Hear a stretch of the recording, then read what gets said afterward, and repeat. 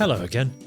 Today, with the help of some mods, I'm going to be playing a game of Rimworld that contains absolutely zero natural atmosphere. Since playing Odyssey, I knew I'd eventually want to play a colony that exists entirely in the vacuum of space.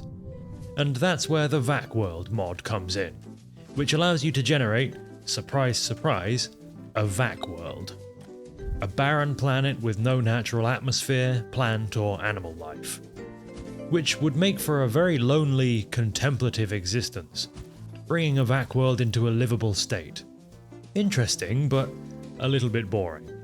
So that's where the Moon Factions mod comes in, which adds 4 spacefaring factions to the game, 2 hostile and 2 friendly, with which we can share this barren world. So enough shop talk, let's get into it. We start, as we often do, with a trio of rather generic colonists. Richmond, the nimble, jealous sci-def shooter, Daniel, the industrious miner, and Han, the ascetic, fast-walking smart guy. The main difference from our usual starts is that they're all wearing vac suits. Of course, if they weren't, this playthrough would have probably already ended. I immediately start work on a large circular room for all of the basics, and yes, this does need to be built out of steel, because as much as I would rather use the plentiful vac stones strewn about the place, stone walls aren't airtight. Quickly enough, we're working away at the basics. Beds, table, solar panels. Growing. Yeah. We had to start with hydroponics research, because aside from starting with hundreds of survival meals, I think that's the only way that this scenario actually works. Nonetheless, it's still going to take me a little while to get that set up and running, so there'll probably be at least a little bit of food jeopardy anyway. We're prompted to name the faction and settlement, and I decide on Moonshiners. I'm not sure we'll live up to that name, it just seemed like a good idea at the time. I named the settlement Moonbase Alpha, in honor of John Madden. But now our first raider has shown up. A lonely tribal starjack with a club. They appear to worship a female god emperor. Goddamn woke warhammer at it again, ruining my definitely not homoerotic muscle fest with their goddamn women. So anyway, we shot her. I would have recruited her if 1, we had anywhere to imprison her, and 2, we hadn't destroyed her lung. But never mind. Here comes our grav engine now. I'm not totally sure when we'll make use of it, but it's nice to have the option nonetheless. In the process of making our hydroponics room, I realized that I had created a 21 degrees C vacuum, which is an interesting thing to have done. Not necessarily useful, but interesting. Plants need oxygen to grow, so we will obviously need to pressurize the place. But just as we're getting started on that, the batteries do their thing and put a stop to our progress. Now I'm kind of worried we're going to die of starvation before any rice grows. Unless... After a short but not particularly sweet fight, we've got some food. Not the kind of food that our colonists want to eat, but it beats literally starving to death. A surprisingly short while later, another load of tribal starjacks show up and get put down at the tip of Daniel's spear. Thankfully, we don't need to eat them this time, because at roughly the same time, a bulk goods trader shows up. Their vacalos loaded heavy with potatoes to feed into our new and shiny nutrient paste grinder. So I think that for now at least, the pain is over.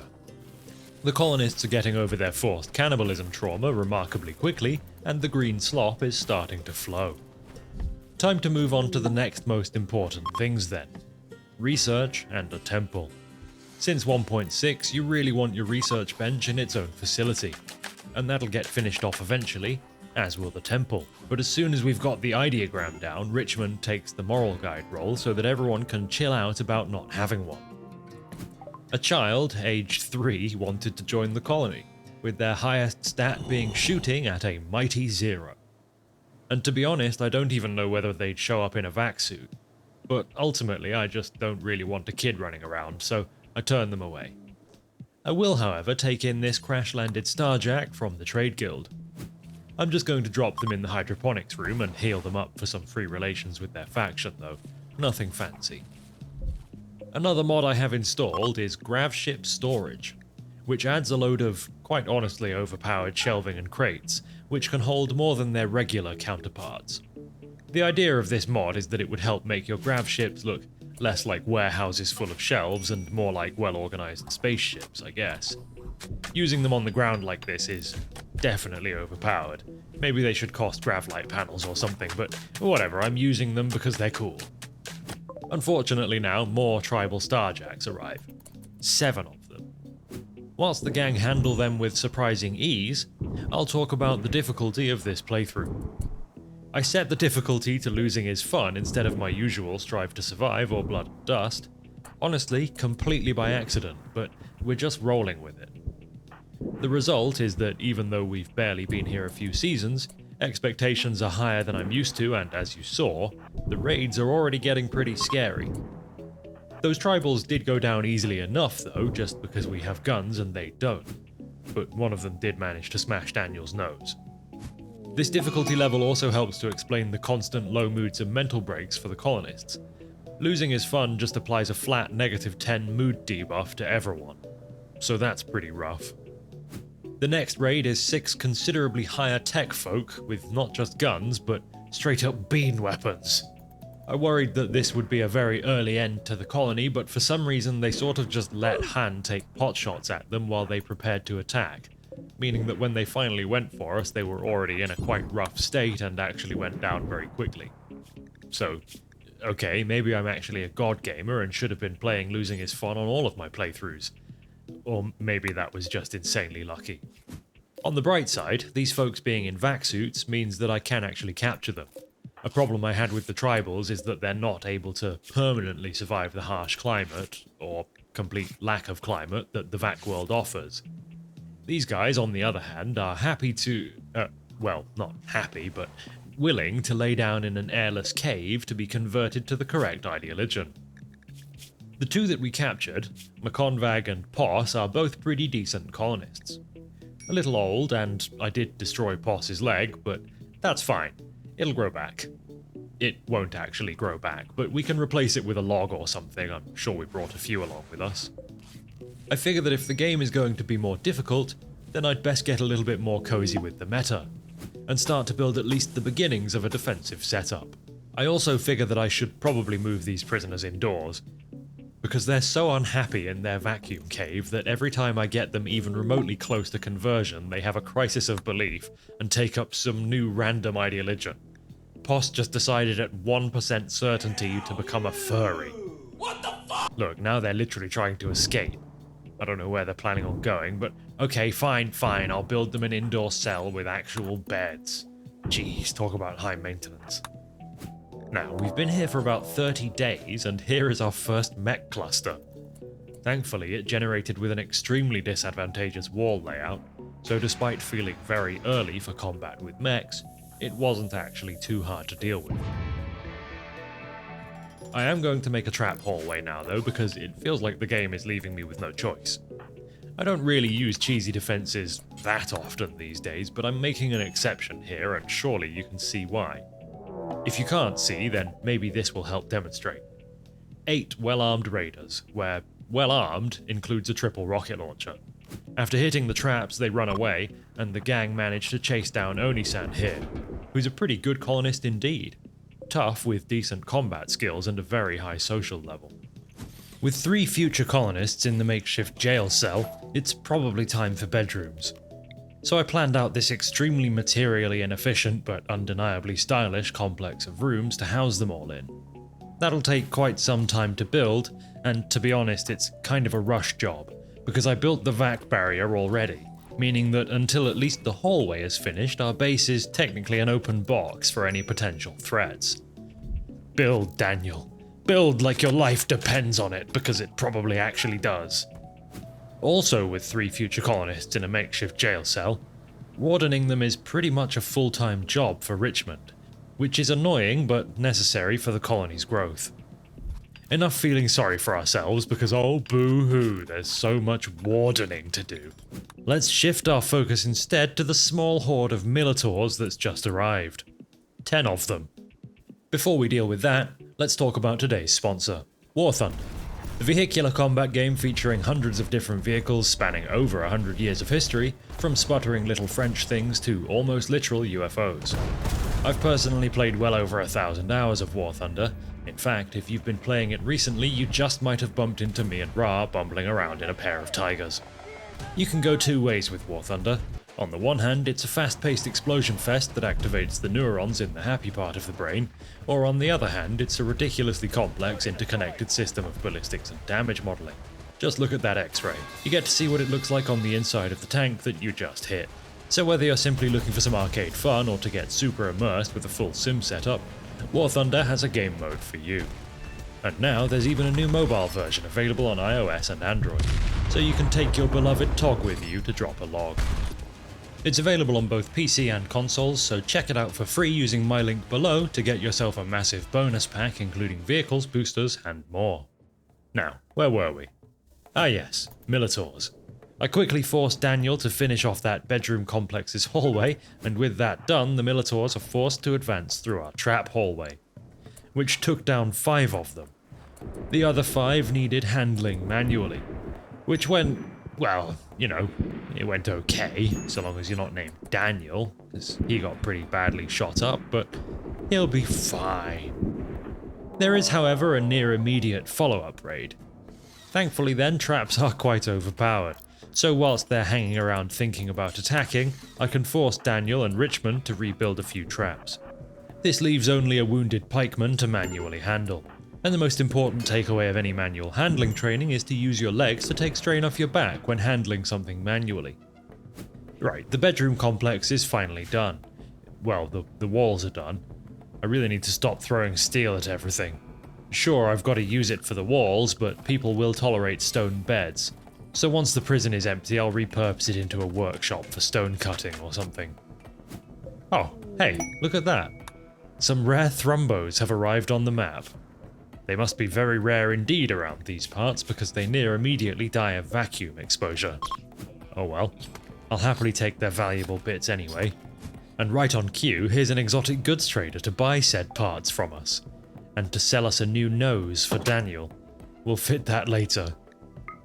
The first of the prisoners to be recruited has indeed been recruited. It's Oni-san, who's going to make a much better warden than Richmond with her 14 social skill. So sure enough, near immediately she's gotten Poss on board as well, who's a very good colonist indeed, missing a leg, but still good. Oh, that reminds me, let's pop Daniel's new nose on. There we go, all better. Those bedrooms are now actually nearing completion. Most of the floor is still dirt because we're waiting for some cotton to grow for carpets.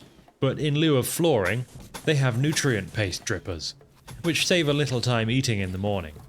You could get fancy with these and combine them with biphasic sleep schedules to maximize colonist efficiency, but I can't be bothered. At least this saves time at breakfast.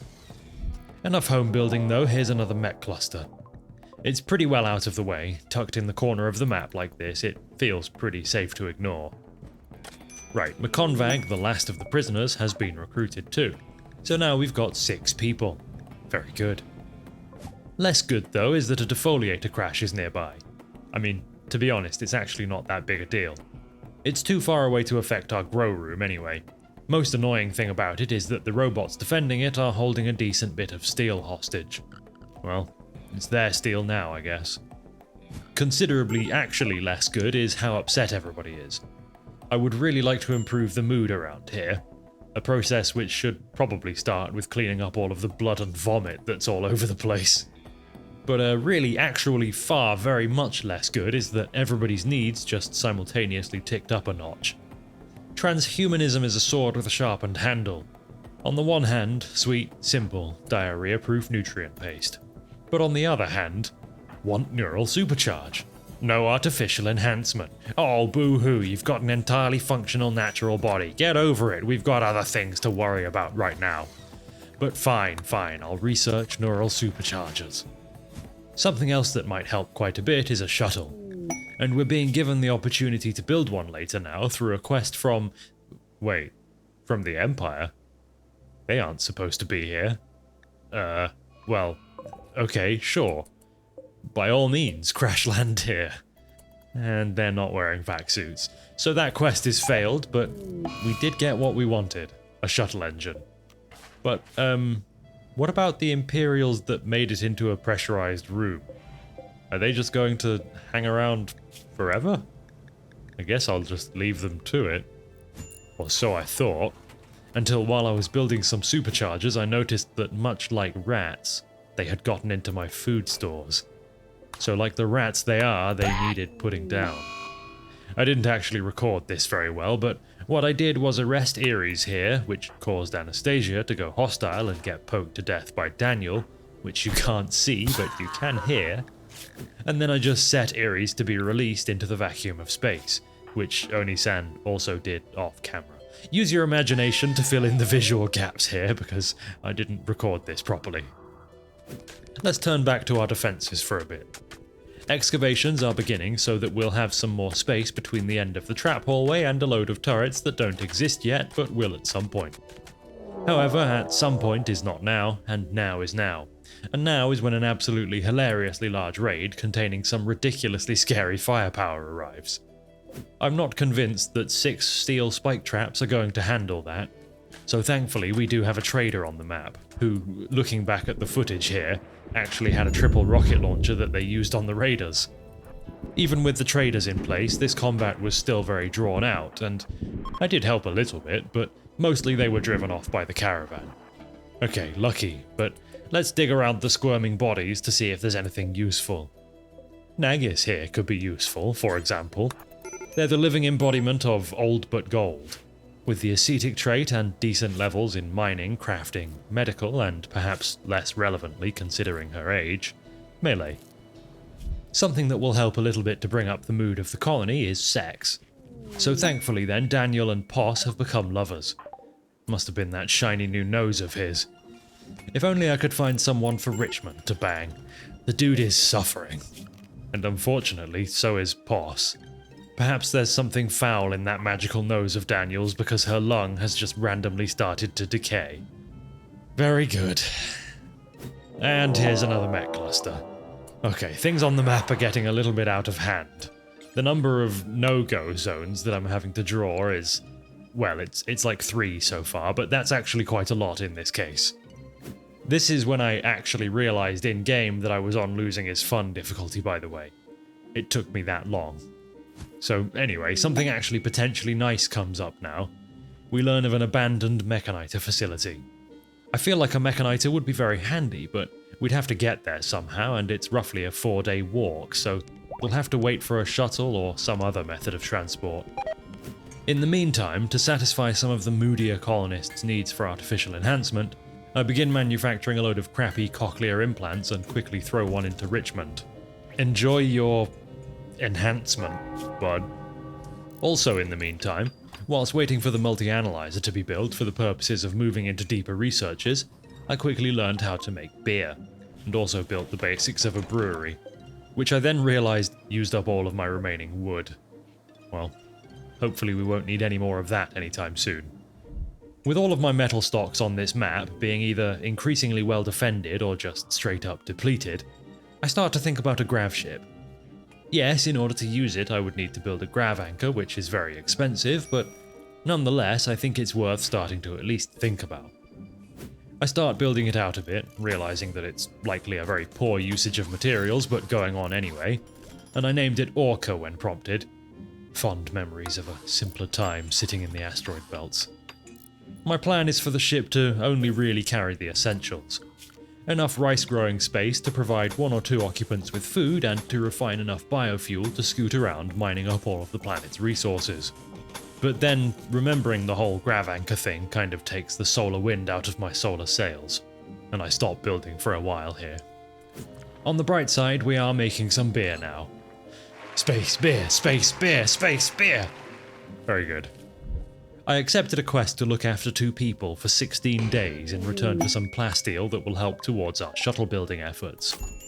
They arrive without vac suits, which limits them to the dining/rec room, but in fairness that's where they were always going to be staying anyway, so it's no big deal really. We've now brought Naggis on board too, expanding our roster of useful colonists by 1 more. So I have 2 priorities right now, and they're somewhat connected. 1, get plasteel. I need it for both a shuttle and a grav anchor so that I can use the Orca. And unless I get incredibly lucky with quest rewards or exploratory mining, that will require 2. Get money. So I start to think about drug production, an endeavour that begins with expanding the power supply. I'm just reaching out and linking up to all of the geothermal vents on the map, basically. We'll get back to that idea shortly, because first I need to churn out a few more cochlear implants to satisfy some folks' needs for enhancement.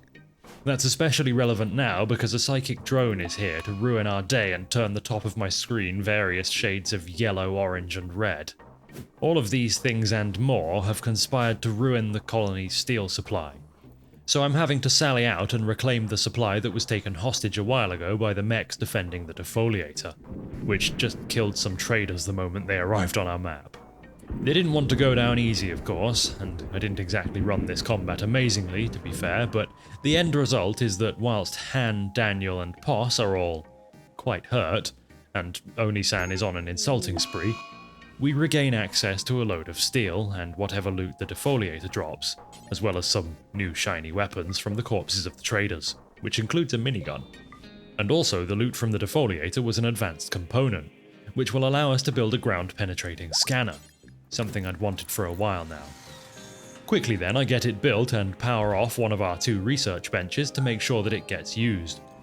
Hopefully that will turn up something handy. So now let's turn our minds back to that drug production I was talking about earlier. I have, pretty much this whole time, been steadily building out the hydroponics bay of the Orca, so now it's ready to be filled with psychoid plants for later turning into valuable powders.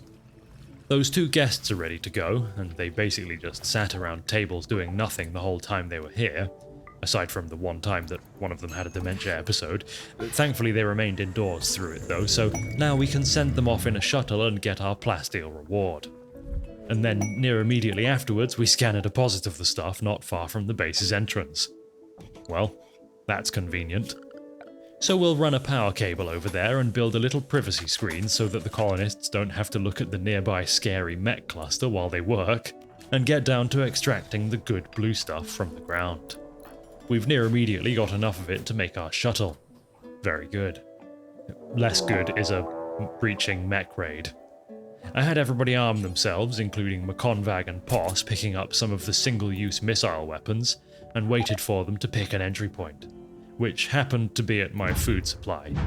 They always go for the food supply, the assholes.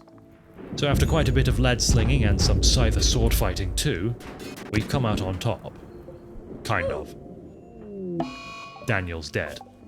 Rest in peace, buddy. It always sucks to lose one that was here from the start. And also, of course, Poss is going to be really unhappy about this. Pretty much immediately she's gone berserk. It's understandable, and thankfully she's actually outside of the base at the moment, so she'll for the most part vent this anger on the walls. Nagus, however, has also gone berserk, and she's inside. I'm not sure what's got her quite so upset, but there's only one solution. Oni-san, slice off her leg. There might have been another solution, but this is what we did. Anyway, I had Daniel interred in a sarcophagus in the corner of his and Poss's bedroom, so she can still share the space with him in a creepy kind of way. I thought the end might be upon us when a combat supplier ran into the biggest and scariest mech cluster on the map, but thankfully after slaughtering the traders they decided to just stay put and leave the colony alone. So that's a nice small mercy. Let's have a funeral then. Amazingly, it turned out good. A very rare occurrence for my Rimworld colonies to have a funeral that doesn't just upset everyone more. Make sure to subscribe for more good funerals. We've finished that shuttle now, but we have no chem fuel to go anywhere with it. And also it seems that when I set the Orca's basins to grow psychoid, I accidentally selected all of the basins, so we don't actually have a load of spare rice to refine into fuel either. Well, we'll get to that later then. For now then, we'll replace Nagus's leg and build a smelter to start extracting steel from the mech carcasses and all that, since we're not getting any more mining done until we make some chem fuel. Unfortunately though, here's another mech breaching raid. It's shown up at the same time as a caravan, but sadly the 2 are on opposite sides of the base. So I send the gang out for combat again, and this time it really doesn't go well. Initially it kind of does, with the termite going down quickly, but then, whilst handling the rush of scythers, Poss is killed by a mystery bullet, the source of which will literally never be discovered. All we can say for sure is that it definitely wasn't Hans' minigun spray. Definitely. With all of the scythers handled, it's just the ranged mechs left, but it's really not looking good. Makonvag and Oni-san, the only two remaining melee combatants, are too injured to survive running at their guns, and now they've taken down Han. And now Nagis is dead too. And now Makonvag ran out to his death.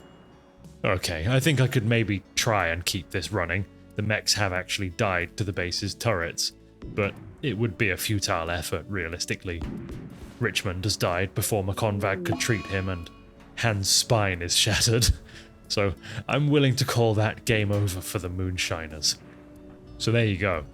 Living on a Vacworld, probably not actually that hard, unless you accidentally set the difficulty to losing as fun, in which case it's very hard. Who'd have guessed? As a result of that, this video is a little bit shorter than I would probably have expected. Hopefully you enjoyed it anyway. Thanks once again to War Thunder for sponsoring this video. Check it out with my link below. Whatever you do, please remain indoors.